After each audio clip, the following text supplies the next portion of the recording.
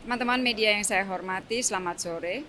Setelah menghadiri ASEAN Leaders Meeting, Bapak Presiden telah melaksanakan pertemuan bilateral dengan PM Kamboja Yang Mulia Hun Sen. Di awal pertemuan bilateral, Presiden Republik Indonesia menyampaikan apresiasi terhadap kehadiran PM Hun Sen ke Jakarta.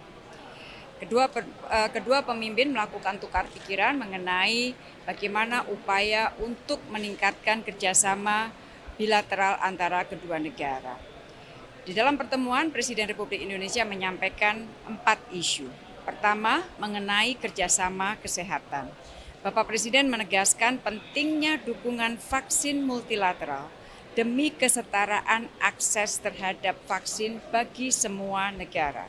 Presiden juga mengajak Kamboja untuk memperkuat kerjasama di bidang farmasi, obat-obatan, dan peralatan kesehatan.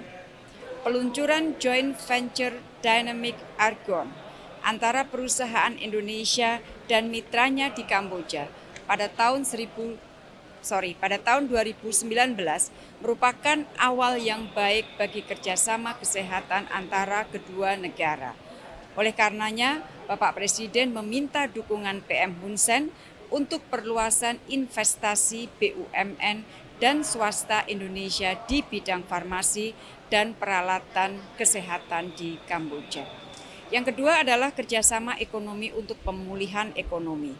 Terkait perdagangan, Presiden mendorong upaya peningkatan volume perdagangan kedua negara, antara lain adanya direct shipping lines antara kedua negara di mana Pelindo II sudah menjajaki rencana tersebut. Selain itu, keringanan pajak impor khususnya untuk alat transportasi bus karoseri dari Indonesia. Terkait investasi, Presiden Republik Indonesia meminta dukungan Kamboja agar perusahaan BUMN dan swasta Indonesia dapat menjadi mitra pembangunan dan investasi utama di Kamboja. Antara lain yang disebutkan, pembenahan sistem perkeretaapian dan pemenuhan kebutuhan gerbong kereta, pembangunan pembangkit listrik apung dan kebutuhan takbut atau kapal tunda, dan proyek infrastruktur di Kamboja oleh BUMN Konstruksi Indonesia.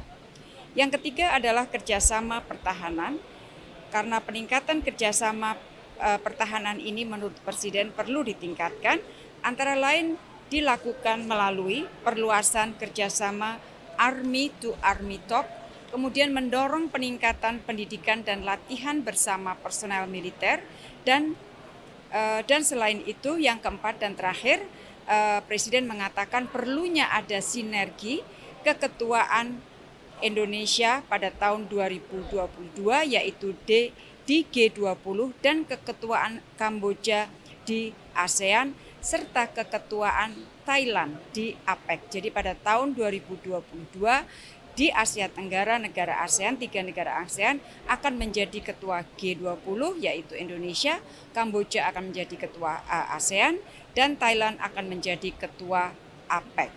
Presiden Republik Indonesia menyampaikan harapan agar terdapat koordinasi dan sinergi antara ketiga negara yang semuanya adalah negara anggota ASEAN, baik dari segi waktu penyelenggaraan maupun substansinya. Demikian teman-teman yang dapat saya sampaikan. Terima kasih, selamat sore.